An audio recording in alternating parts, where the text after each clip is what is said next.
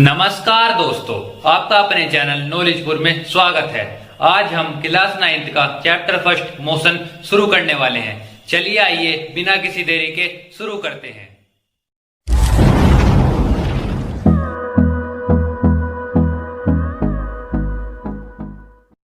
लिए हम अपने चैप्टर को शुरू करते हैं। जैसा कि आप सभी लोग जानते हैं, हमारे चैप्टर का नाम है मोशन। अब यहाँ पर मोशन से क्या मतलब है? मोशन का सिंपल हिंदी में मीनिंग होता है चलना। जब कोई इंसान या कोई वस्तु एक जगह से दूसरी जगह चलकर जाती है तो उसे कहते हैं मोशन, कि वो मोशन की पोजीशन में है। अब मोशन जैसे एग्जांपल आप ले सकते हैं, जब कोई रोड पे बस चलती है तो मोशन में होती है, या कोई जानवर भागता हुआ देखते हैं आप तो मोशन में है। तो मोशन का सिंपल मीनिंग है चलना। जब कोई इंसान या कोई वस्तु या कोई जानवर भागे या दौड़े उसे कहते हैं मोशन। तो मोशन का सिंपल हिंदी में मीनिंग हुआ चलिए अब हम अपने चैप्टर को पढ़ना शुरू करते हैं। A tree is fixed at a place so we can say that it is a stationary. एक ट्री एक जगह पे फिक्स्ड है, एक प्लेस पे, तो हम कहेंगे वो स्टेशनरी है। यहाँ पे स्टेशनरी का क्या मतलब है? स्टेशनरी का मतलब होता है जब कोई चीज़ रेस्ट में रहती है, रेस्ट की पोजीशन में, वो एक जगह ही रहती है, अपने वहाँ से हिल नहीं सकती, तो उससे कहते हैं कि वो चीज़ जो है हमारी, वो जो वस्तु है हमारी, वो स्टेशनरी के पोजीशन में है। A house, a school, a factory, electric poles and telephone poles are all stationary objects which remain fixed at a place. इसी की तरह जो हमारे हाउस हैं, घर हैं, स्कूल हैं, फैक्ट्री हैं, इलेक्ट्रिक पोल्स हैं, बिजली के खंभे, टेलीफोन पोल्स हैं, वो सारे स्टेशनरी ऑब्जेक्ट हैं जो अपनी एक जगह पे, एक स्थान पे अपने फिक्स्ड रहते हैं, वहाँ से नहीं हिलते। तो वो कैसे हैं? सब stationery. On the other hand, a man, animals, birds, cars, buses, trains, ships and aeroplane etc. do not remain stationary all the time. ये जो हमने अभी ऊपर चीज़ पढ़ी, टेलीफोन पोल्स, इलेक्ट्रिक पोल्स, ये तो हर समय अपने स्टेशनरी की पोजीशन में रहते हैं, मोशन की पोजीशन में नहीं आ सकते। जबकि हमारे पास दूसरी जो चीज़ है, जैसे कि एनिमल्स हैं, बर्ड्स हैं, कार्स हैं, ये सब स्टेशनरी में भी रहते हैं एक टाइम पे, और एक टाइम पे आकर मोशन में भी हो जाते हैं। क्योंकि जैसे आप देखते होंगे, जो बर्ड्स हैं वो बैठ भी जाते हैं अपने एक जगह, कार्स जो है वो अब जब आप एक जगह खड़ी कर देते हैं, चला कर आते हैं कहीं से, तो वो तो उस टाइम तो स्टेशनरी के पोजीशन में है। जिस टाइम आप चलाते होते हैं तो वो मोशन की पोजीशन में है। तो यहाँ पर इनका कहने से मतलब है कि जो कुछ हमारे पास ऐसी भी चीज़ें जो मोशन में भी जा सकती हैं और स्टेशनरी की पोजीशन में भी रह सकती हैं। Can move from one place to another, वो जो है ये वाली चीज़ हमारी एक जगह से दूसरी जगह भी चलकर जा सकती हैं। For example, a man moves when he walks along a road. Example के तौर पे, जैसे कोई, जब आप वॉक करते हैं कहीं रोड पे तो आप एक जगह से दूसरी जगह चलते हैं, ऑल द टाइम, हर समय। They can move from one place to another.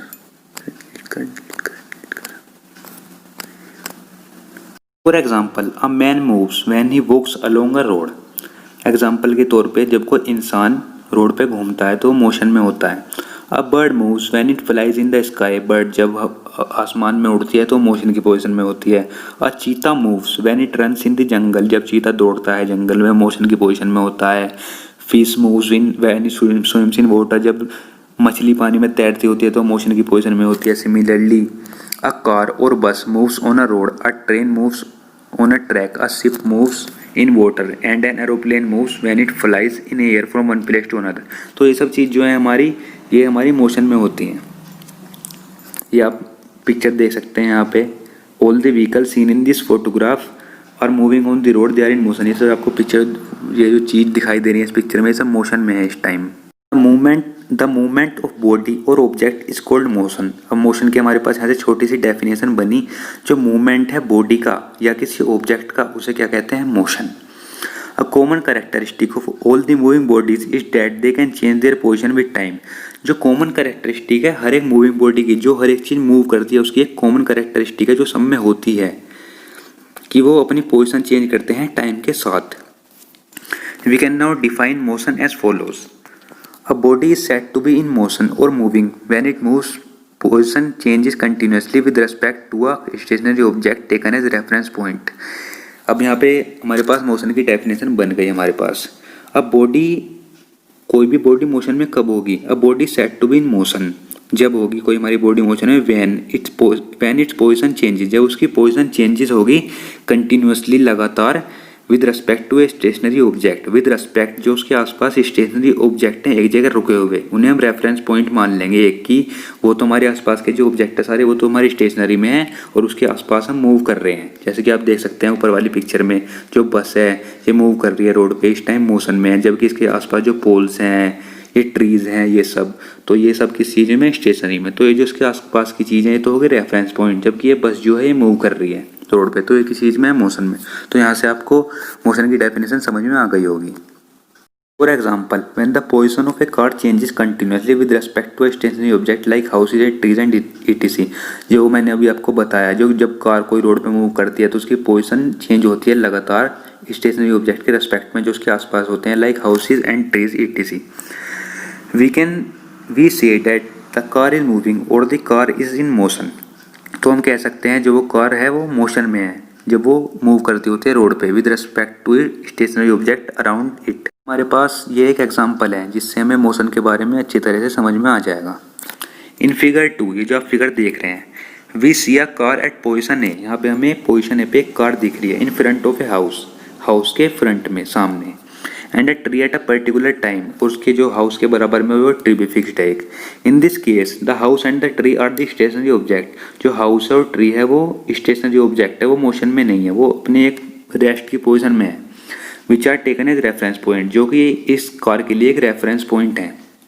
Now after 5 second we see that the car at position B which is quite far away from the house and the tree. अब हमें 5 second बाद हमने देखा कि जो car है वो position B पे पहुंच गई जो कि दूर है इस हाउस से और इस ट्री से। This means that the position of the car is changes continuously with respect to stationary object. यहाँ से हमें यह पता चला कि जो पोजीशन है कार की वो चेंज हो रही है continuously respect to stationary object, जो उसके आसपास के स्टेशनरी ऑब्जेक्ट है उनके रेस्पेक्ट में। So we say that the car is moving और that car is in motion, तो हम कह सकते हैं जो कार है वो मूव कर रही है और वो मोशन में है। सम अदर बॉडीज और object around us which show different kind of motion are swing, झूला, merry go round, pendulum of clock and hands of a watch. इन्होंने कुछ एग्जांपल दे रखे हैं हमारे आसपास जो मोशन में रहते हैं, स्विंग, झूला, मैरी गो राउंड, झूला जो होता है गोल गोल घूमने वाला जिस पर छोटे बच्चे झूलते हैं, पेंडुलम जो होती है क्लॉक की वो मोशन में होती है, and hands of a watch जो सुई होती हैं तीनों वॉच की वो मोशन में होती हैं। Body moves fairly fast then its movement और motion can be observed easily. अगर कोई बॉडी फास्ट मूव कर रही है बहुत तेज तो हम उसके मोशन को इजीली देख सकते हैं, ऑब्जर्व कर सकते हैं। But if a body moves very slowly then it becomes difficult to observe its motion immediately. अगर कोई बॉडी हल्की सी चली है वैसी हल्की सी एक जगह से दूसरी जगह चल गई तो हम उसके मोशन को ऑब्जर्व नहीं कर सकते। अब इसे समझाने के लिए एग्जाम्पल से अच्छी तरह और समझ में आ जाएगा। For example a wrist watch has 3 hand, जो हमारे पास वॉच होती है उसमें 3 हैंड होते हैं, मतलब उसमें 3 सुई होती हैं, एक सेकंड की, एक second hand, a minute hand and hour hand, एक सेकंड की, एक मिनट की और एक आवर की, which move round and round on the dial of watch, जो कि गोल गोल घूमती रहती हैं वॉच पर। Now the second hand of the watch move quite fast, जो सेकंड की सुई है हमारे पास वो हमारे पास तेज चलती है, आपने देखा होगा।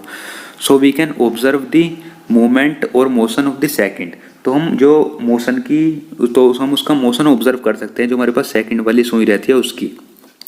But the minute hand and the hour hand of a watch move quite slow, but जो मिनट वाली सुई रहती है हमारे पास और जो आवर वाली सुई रहती है वो बहुत धीमे धीमे चलती हैं। तो आपने देखा होगा सुई में आपको पता भी नहीं चलता होगा कि कब वो मिनट वाली सुई और आवर वाली अपनी एक जगह से दूसरी जगह चली गई। तो हम उनका अब हमें इससे यहाँ ये पता चला कि जो उनका मूवमेंट है वो हम इजीली ऑब्जर्व नहीं कर सकते। तो हमें यहाँ से पता चल गया कि जो चीज़ स्लोली मूव करती है हम उनके मोशन को ऑब्जर्व नहीं कर सकते। अब हमारे पास नेक्स्ट चीज़ आई, नेक्स्ट टॉपिक है डिस्टेंस ट्रेवल्ड एंड डिस्प्लेसमेंट। अब हम इसे पढ़ेंगे। In everyday language the word distance and displacement are used in the same sense but in physics these 2 words have different meaning.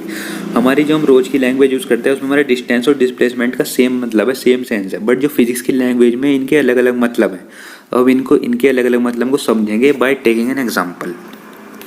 इन्होंने एग्जाम्पल दे रखा है। Suppose a man lives at place A, जो एक मैन है वो एक place a पे रहता है, आप देख सकते हैं इस फिगर 3 में जो साइड वाली है। And he has to reach another place C, और उसे जाना है अपने ए से दूसरे प्लेस सी पे।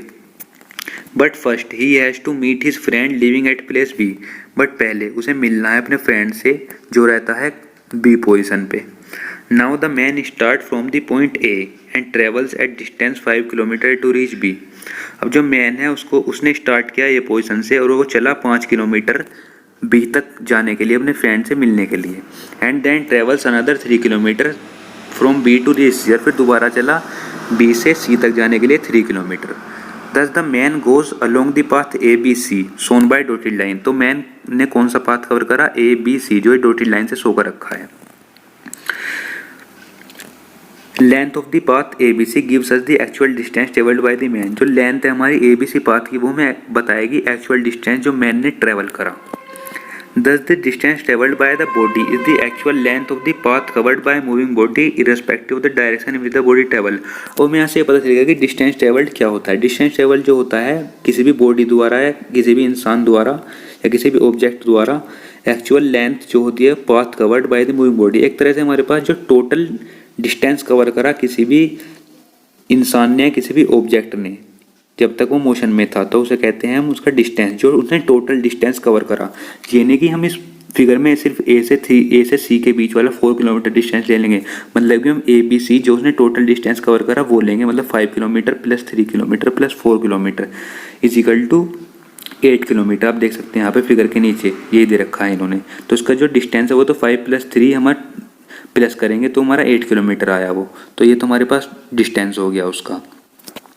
अब हमें डिस्टेंस समझ में आ गया। यहाँ से डिस्टेंस जो होता है हमारे पास टोटल जो पाथ कवर्ड करा उसे कहते हैं हम distance.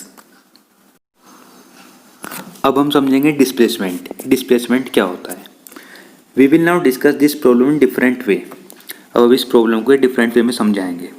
When the man has reach point C, जब जो मैन है जो ए से चला था वो सी पोजिशन पे पहुंच गया। We want to know how far he is now from the starting point A. अब ये हम जानना चाहते हैं कि वो अपनी स्टार्टिंग वाली ए पोजीशन से कितना दूर है। ये नहीं कि वो ए बी सी टोटल उसने कितना कवर करा। अब सिर्फ वो ये जानना चाहते हैं कि जो ए से जो पर्सन चला था वो अपने सी से कितनी दूर है।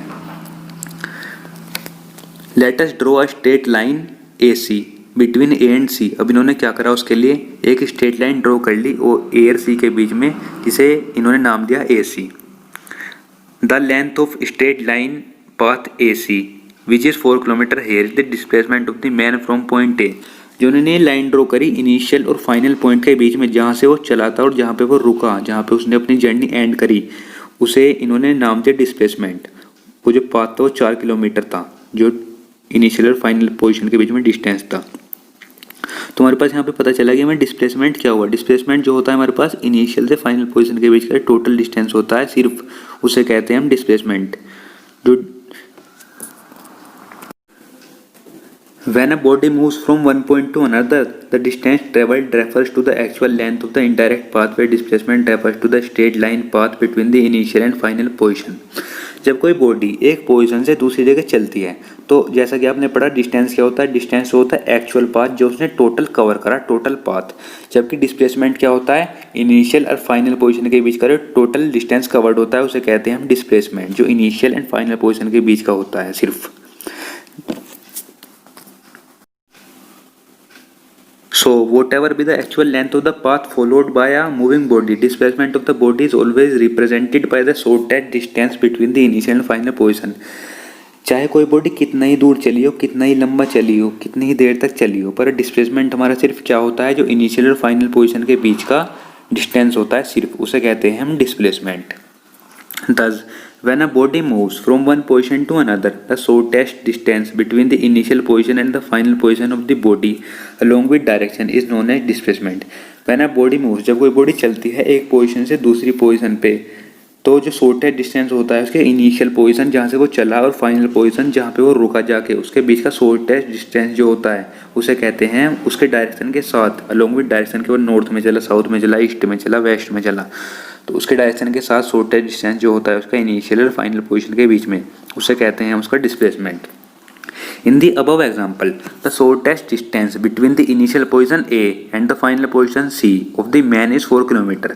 जो हमने अभी ऊपर एग्जाम्पल देखा था उसमें जो मैन का जब वो इनिशियल पोजीशन ए से चला था और फाइनल पोजीशन सी पे पहुंचा था तो उसके बीच का जो शॉर्टेस्ट डिस्टेंस था वो था 4 kilometre. So the displacement of the man is 4 kilometre in the east direction.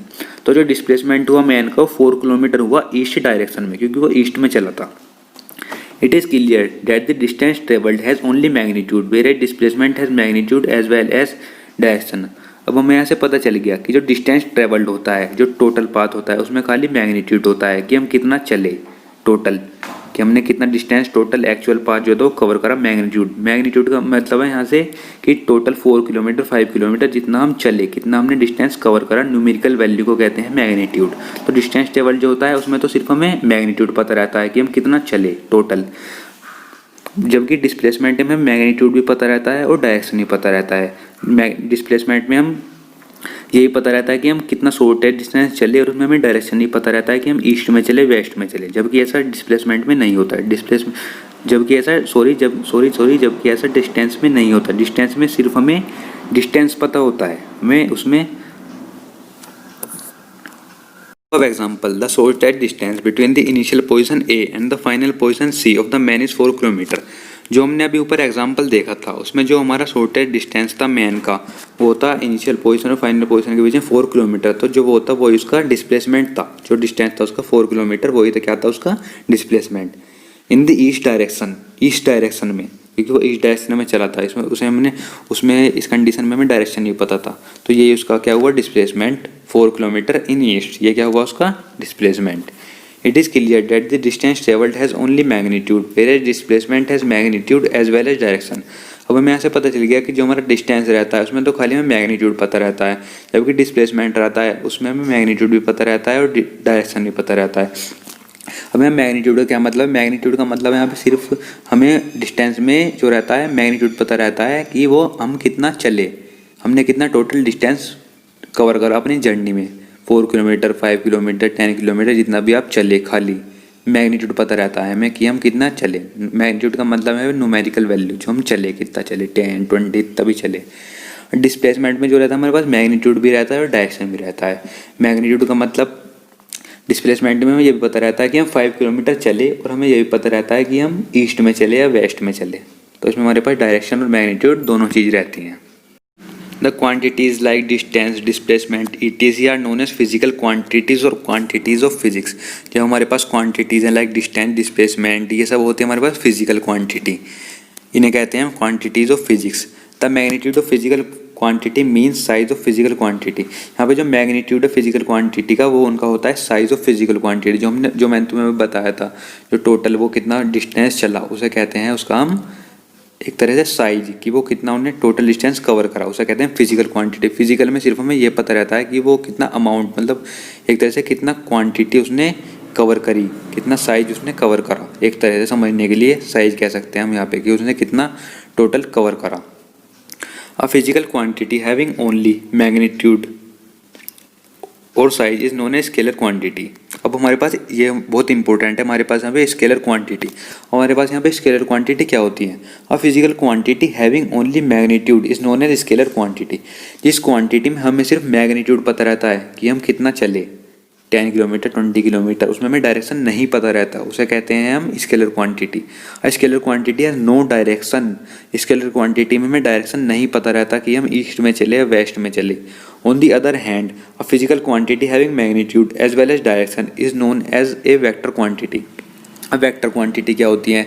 Jin quantity में मैग्नीट्यूड भी पता रहे कि हम कितना चले, कितने डिस्टेंस हमने कवर करा, और हमें डायरेक्शन नहीं पता रहे कि हम ईस्ट में चले, वेस्ट में चले, नॉर्थ में, जिस भी डायरेक्शन में चले, तो ऐसी क्वांटिटीज़ को कहते हैं वेक्टर क्वांटिटी। अब एक एग्जांपल के तौर पे मैं आपको बताता हूँ, जैसे आप 10 किलोमीटर चले कहीं भी, आपको 10 किलोमीटर चलना है, आप मान के चलो, तो आप चले गए 10 किलोमीटर, आपने कोई जर्नी कवर करी 10 किलोमीटर की, ठीक है। आपको ये नहीं पता कि आप ईस्ट में चले, वेस्ट में चले, कौन सी डायरेक्शन में चले, तो वो कौन सी क्वांटिटी हुई? वो हुई स्केलर क्वांटिटी। पर आपको जाना है 10 किलोमीटर वेस्ट में, तो आपको पता है आपको 10 किलोमीटर जाना है वेस्ट में, तो आपको उसमें मैग्नीट्यूड भी पता है कि आप कितना चल रहे हो, और आपको डायरेक्शन भी पता है आप ईस्ट में चल रहे हो या वेस्ट में। तो ऐसी क्वांटिटी कौन सी हुई? वेक्टर क्वांटिटी, जिसमें मैग्नीट्यूड भी पता है और डायरेक्शन भी पता है। Distance is a scalar quantity. Distance जो है हमारे पास स्केलर क्वांटिटी, हमने अभी ऊपर पढ़ा था, because it has magnitude only, क्योंकि उसके पास सिर्फ मैग्नीट्यूड रहता है, उसके पास सिर्फ हमें ये पता रहता है उसमें सिर्फ कि वो 10 किलोमीटर 20 किलोमीटर कितना उसने डिस्टेंस कवर करा। It has no specific direction, specified direction, उसमें हमें उसका स्पेसिफिक डायरेक्शन नहीं पता रहता कि वो किस डायरेक्शन में चला। डिस्टेंस में खाली हमें उसका मैग्नीट्यूड पता रहता है कि वो कितना चला। Displacement is a vector quantity because it has magnitude as well as direction. अब डिस्प्लेसमेंट जो है वो हमारी वेक्टर क्वांटिटी है क्योंकि उसमें हमें मैग्नीट्यूड भी पता रहता है और डायरेक्शन भी पता रहता है। अब हमारे पास नेक्स्ट टॉपिक आता है uniform motion and non uniform motion. अब हमने मोशन तो पढ़ लिया, सिंपल क्या होता है, चलना। अब हम पढ़ेंगे मोशन के टाइप। मोशन के दो टाइप होते हैं, uniform motion and non uniform motion. चलिए इसे हम पढ़ना शुरू करते हैं। A body has a uniform motion if it travels equal distance in equal intervals of time। एक बॉडी का यूनिफॉर्म मोशन कब होगा, जब वो इक्वल डिस्टेंस कवर करेगी इक्वल इंटरवल ऑफ टाइम में। मतलब वो 1 मीटर चलेगी 1 सेकंड में, 2 मीटर चलेगी 2 सेकंड में, 3 मीटर चलेगी 3 सेकंड में, उसे कहेंगे uniform motion. No matter how small this time interval may be. ये मैटर नहीं करता कि वो जो टाइम इंटरवल है सारे वो कितने छोटे छोटे हैं, चाहे वो कितनी छोटे टाइम इंटरवल हो, चाहे 1 सेकंड में वो 1 मीटर चल रही हो। मतलब हमारे पास टाइम भी इक्वल होना चाहिए, डिस्टेंस भी इक्वल होना चाहिए, इक्वल डिस्टेंस कवर करनी चाहिए इक्वल टाइम में। For example a car running at a constant speed of से 10 metre per second will cover equal distance of 10 metre. एक जो है वो कार जो है एक 10 मीटर चल रही है पर सेकेंड, तो वो 10 मीटर चल रही है पर सेकेंड, तो वो हर 10 मीटर में जो है वो जो हर सेकंड में जो है वो 10 मीटर ही चलेगी। ऐसा नहीं है कि वो 10 मीटर फिर 5 सेकंड में चलेगी, 2 सेकंड में चलेगी। वो हर सेकंड में पर सेकंड में 10 मीटर डिस्टेंस कवर करेगी, equal distance in equal interval of time every second. So it's motion will be uniform. तो उसका मोशन कौन सा होगा, यूनिफॉर्म, क्योंकि वो हर सेकंड में 10 मीटर ही चल रही है। कि ऐसा नहीं है कि वो नेक्स्ट सेकंड में जो है 20 मीटर चल जाएगी, 30 मीटर चल जाएगी। वो हर सेकंड में जो है 10 मीटर ही कवर कर रही है डिस्टेंस। तो ऐसे मोशन को हम क्या कहते हैं, यूनिफॉर्म मोशन, जिसमें हम इक्वल डिस्टेंस कवर करें इक्वल इंटरवल ऑफ टाइम में। Please note that the distance time graph for uniform motion is straight line. जो हमारे पास डिस्टेंस टाइम ग्राफ होता है यूनिफॉर्म मोशन के लिए, वो हमारे पास कैसा होता है, स्ट्रेट लाइन। जैसा कि आप देख सकते हैं यहाँ पे साइड में इस फिगर में, ये डिस्टेंस टाइम ग्राफ है यूनिफॉर्म मोशन का, वो एक स्ट्रेट लाइन है। मतलब यहाँ पे कर्व नहीं है, स्ट्रेट लाइन आती है हमारे पास। जब भी हम ग्राफ बनाते हैं डिस्टेंस और टाइम के बीच में यूनिफॉर्म मोशन के लिए, तो हमारे पास हमेशा स्ट्रेट लाइन आती है। अब हमारे पास आता है second, non uniform motion. A body has a non-uniform motion if it travels unequal distance in equal interval of time। ये नॉन यूनिफॉर्म मोशन यूनिफॉर्म का बिल्कुल उल्टा है। अब body has a non uniform motion, body का non uniform motion जब होगा जब वो अनइक्वल डिस्टेंस कवर करेगी इक्वल इंटरवल ऑफ टाइम में। उसमें तो इक्वल कर रही थी इक्वल इंटरवल ऑफ टाइम में, इसमें अनइक्वल डिस्टेंस करेगी इक्वल इंटरवल ऑफ टाइम में।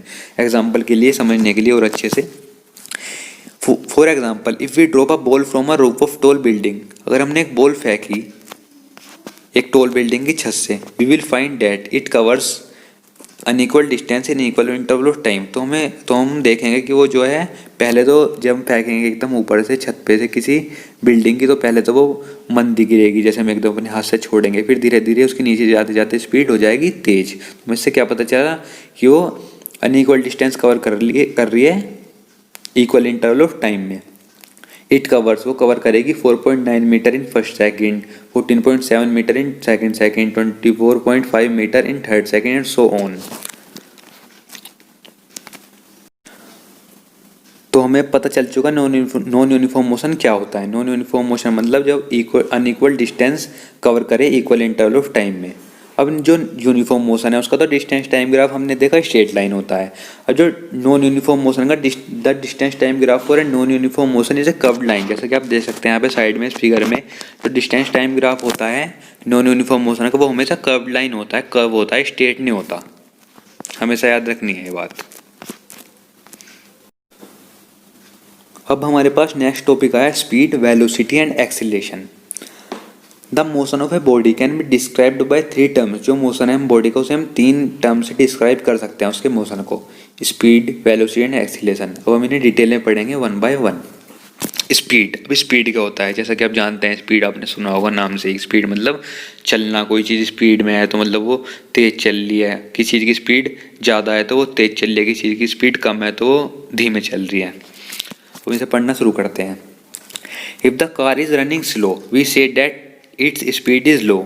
अगर कोई कार स्लो चल रही है तो हम कहेंगे कि उसकी स्पीड क्या है, लो है। And if the car is running fast then we say that its speed is high. अगर कोई कार फास्ट रन कर रही है तो हम क्या कहेंगे कि उसकी स्पीड क्या है, हाई है, ज़्यादा है। Thus the speed of a body gives us an idea of how slow or fast the body is moving। अब स्पीड हमें क्या बताती है, स्पीड जो है हमें आइडिया देती है बॉडी का कि वो कितनी तेज और मंदी मूव कर रही है। We can now define the speed of moving body as follows. अभी हमारे पास यहाँ पे स्पीड की डेफिनेशन बन गई। Speed of a body is the distance travelled by it per unit time. हमारे पास ये स्पीड की छोटी सी डेफिनेशन है, बहुत easy. Speed of a body is distance travelled per unit time by it per unit time. यही हमारे पास speed का फॉर्मूला है, देखते जाइए आप। The speed of a body can be calculated by dividing the distance travelled by the time taken to travel the distance. जो हमारे पास speed है बॉडी की उसे हम कैलकुलेट कर सकते हैं जितना, जैसे कोई बस चल रही है, मान लो वो चली 10 किलोमीटर, कितनी देर में चली, 10 किलोमीटर चली, मान लो वो 2 आवर्स में। कोई बस है वो 10 किलोमीटर चली 2 आवर्स में, तो उसके में स्पीड कैसे निकालेंगे, जितना उसने डिस्टेंस कवर करा और जितनी देर में वो चली, उसके डिस्टेंस जो उसने कवर करा 10 किलोमीटर, उसे हम डिवाइड कर देंगे जितना उसने टाइम कवर करा 2 आवर, तो हमारे पास उसकी स्पीड निकल के आ जाएगी। तो जैसा कि आप देख सकते हैं यहाँ पे फॉर्मूला है, speed equal to distance travelled upon time taken. तो इस फॉर्मूले से हमारे पास सिंपली स्पीड निकल जाती है। वी स्पीड को हम यहाँ पे वी से डिनोट करते हैं, डिस्टेंस को एस से, टाइम को टी से। v equal to S upon T. अब हमारे पास यहाँ पे एक चीज़ आती है एसआई यूनिट। एसआई यूनिट क्या होती है, जैसे आपका वेट है, आपका वेट कितना भी है, मान लो आपका वेट 40 kg है, 50 kg है, तो आप 40 kg, जो आप kg लगा रहे हैं आगे, जो एक टर्म होती है आपके वेट को बताने के लिए, केजी, किलोग्राम, उसे कहते हैं हम उसकी एसआई यूनिट, जो हम अपने किसी भी क्वांटिटी के आगे लगाते हैं। फॉर मीटर, जैसे मीटर क्या होगा उसकी एसआई यूनिट, तो ऐसी स्पीड की एसआई यूनिट क्या होती है, the SI unit of speed is metre per second. Metre per second, metre को सेकंड से डिवाइड करते हैं, पर का मतलब यहाँ पे अपोन में लिख रहे हैं हम किसी चीज़ को डिवाइड में, तो मीटर अपॉन सेकंड जो है एसआई यूनिट है किसकी, स्पीड की। अब छोटी क्वांटिटीज़ के हमारे लिए यहाँ पे अगर हम कम डिस्टेंस कवर कर रहे हैं तो सेंटीमीटर पर सेकंड भी हो सकती है, और हमारे पास अगर हम ज़्यादा कवर कर रहे हैं डिस्टेंस तो किलोमीटर पर आवर भी हो सकती है। अब हमारे पास स्पीड कैसी क्वांटिटी है, स्पीड जो है हमारे पास स्केलर क्वांटिटी है। स्पीड कैसी क्वांटिटी है, स्केलर क्वांटिटी, जिसमें हमें सिर्फ क्या पता है, मैग्नीट्यूड पता है, उसमें डायरेक्शन नहीं पता। The speed of A running car at instant of A time is shown by instrument called speedometer. अब तुमने देखा होगा जो तुम्हारे घर में बाइक हैं या कार हैं, उनमें एक आगे की तरफ एक चीज़ लगी रहती है, एक इंस्ट्रूमेंट लगा रहता है जिसे कहते हैं स्पीडोमीटर, जो हमें क्या बताता है हमें स्पीड बताता है उसकी, हम उसे चलाते हैं कि वो कितनी तेज चल रही है, वो कितनी स्पीड में है। तो जो इंस्ट्रूमेंट हमें किसी भी बाइक की या कार की स्पीड बताता है तो उसे क्या कहते हैं, स्पीडोमीटर। अब the distance travelled by the car, जो डिस्टेंस बताता है हमें कार का कि वो कितनी डिस्टेंस उसने कवर करा, उस इंस्ट्रूमेंट को क्या कहते हैं हम, ओडोमीटर। तो जो स्पीड बताए उसे स्पीडोमीटर, जो डिस्टेंस बताए उसे क्या कहेंगे, ओडोमीटर। अब हमारे पास नेक्स्ट टॉपिक आया है एवरेज स्पीड। अब हमने स्पीड पढ़ लिया, स्पीड सिंपल आपको पता चल चुका होगा। हमारे पास आया average speed. The average speed of a body is the total distance travelled divided by the total time taken to cover this distance. Average speed मतलब टोटल स्पीड, जितनी टोटल स्पीड वो चला, एवरेज का मतलब होता है टोटल, जितनी वो स्पीड उसने टोटल अपने जर्नी के दौरान हाईएस्ट स्पीड जो उसने कवर की, तो जिस हाईएस्ट स्पीड में वो चला तो उसे कहते हैं उसकी एवरेज स्पीड। ये इतनी इंपॉर्टेंट नहीं है वैसे, एवरेज स्पीड जो रहती है हमारी, ये सिंपल ऐसी है, ये ज़्यादा पूछी नहीं जाती वैसे हमारे एग्जाम्स में। तो हमारे पास एवरेज स्पीड का फॉर्मूला क्या होता है, total distance travelled upon total time taken. ये बिल्कुल वैसी है जैसे हमने अभी पीछे स्पीड का पढ़ा।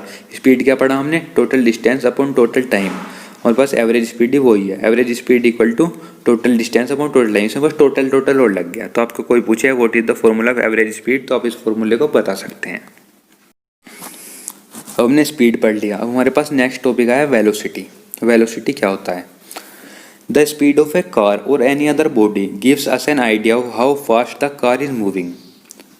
जो हमारे पास स्पीड है कार की वो हमें बताती है कि जो हमारी कार है वो कितनी तेज चल रही है, but it does not tell us the direction in which the car is moving.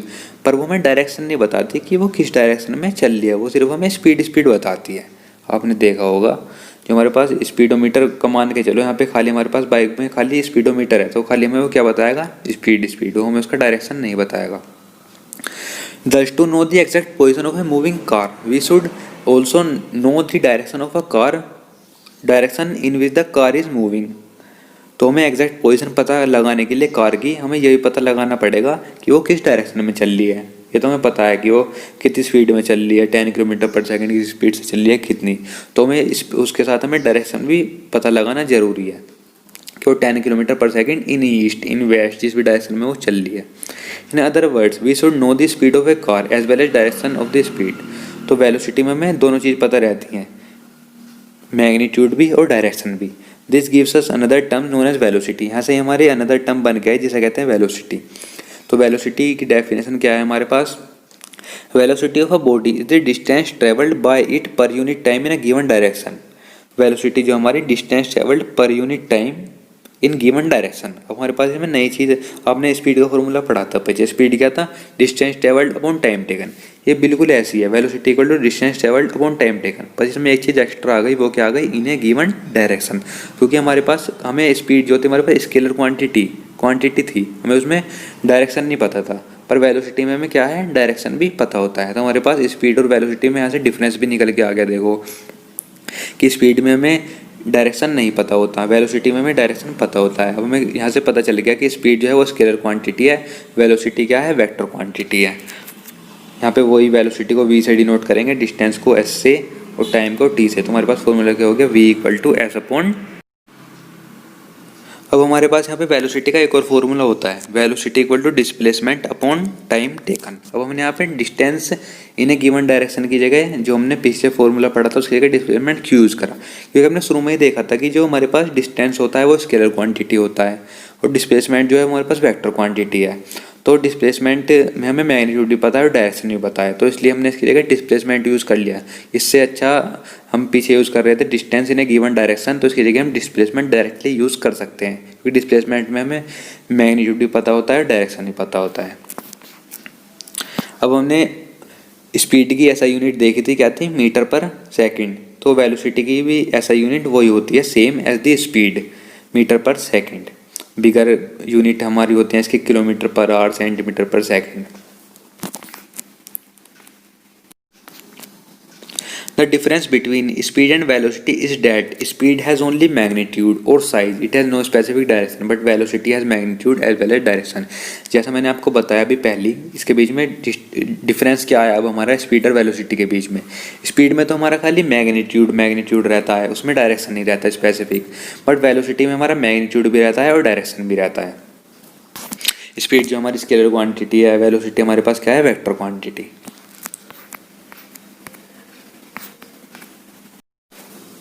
अब हमारे पास नेक्स्ट टॉपिक आया, यहाँ से हमारे पास एक्सीलरेशन। अभी एक्सीलरेशन क्या होता है, when the velocity of a body is increasing the body is said to be accelerating. अब हमने वेलोसिटी पढ़ लिया, वेलोसिटी क्या होता है, distance travelled in a given direction per unit time. तो हमारे पास अब एक्सीलरेशन क्या है, when the velocity of body is increasing. जब हमारी वेलोसिटी किसी बॉडी की इंक्रीज हो रही होगी तो उसे हम क्या कहेंगे कि वो बॉडी क्या है, एक्सीलरेट हो रही है, उसकी स्पीड बढ़ रही है।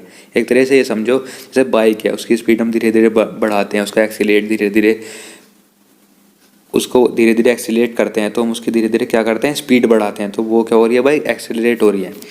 Suppose a car start from rest, initial velocity is 0। एक कार है, उसने वो रेस्ट से चली, उसकी इनिशियल वेलोसिटी क्या है, 0, and its velocity increases at a steady rate so that after 5 second velocity is 10 metre per second. वो स्टेडी रेट पे चल रही है धीरे धीरे, पहले उसकी क्या थी, पहले उसकी वेलोसिटी क्या थी, 5 मीटर पर सेकेंड, पर धीरे धीरे उसकी वेलोसिटी क्या हो गई, 10 metre per second. Now in 5 second the velocity has increase 10 - 0 10 metre. और 5 सेकेंड में हमारे पास उसकी वेलोसिटी कितनी बढ़ी, 10 मीटर बढ़ी। 10 मीटर पर सेकंड बढ़ी। पहले क्या थी, जब वो इनिशियल चली थी तो उसकी वेलोसिटी कितनी थी 0, पर धीरे धीरे उसकी वेलोसिटी 10 मीटर पर सेकंड और बढ़ गई, तो वो कितनी बढ़ी 10 मीटर पर सेकंड बढ़ी। And in the first second the velocity increase by 10/5 2 metre per second. मतलब फर्स्ट सेकंड में उसकी वेलोसिटी कितनी बढ़ी 2 मीटर पर सेकंड बढ़ी। जब भी तो 5 सेकंड में जाके 10 मीटर हो गई, क्योंकि 5 × 2 क्या होते हैं 10, तो 5 × 2 10 मीटर पर सेकंड हो गई 5 सेकंड में। अब हमारे पास यहाँ पे एक्सीलरेशन की डेफिनेशन आ चुकी। Acceleration of a body is defined as the rate of change of velocity with time. Acceleration जो है किसी बॉडी का rate of change of velocity है, कि वो उसकी वेलोसिटी कितनी चेंज हो रही है टाइम के साथ। Acceleration equal to change in velocity upon time taken for change.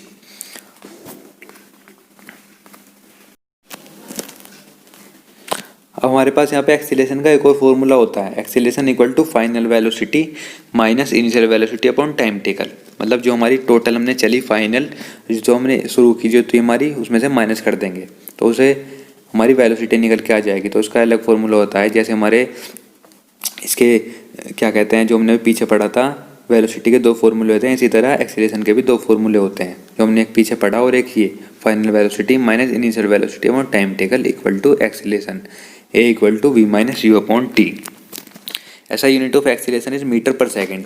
Speed और वेलोसिटी की तो ऐसा यूनिट सेम रहती है मीटर पर सेकंड, पर जो हमारा एक्सीलरेशन है उसकी ऐसा यूनिट अलग रहती है मीटर पर सेकंड स्क्वायर। इसमें स्क्वायर और लग जाता है।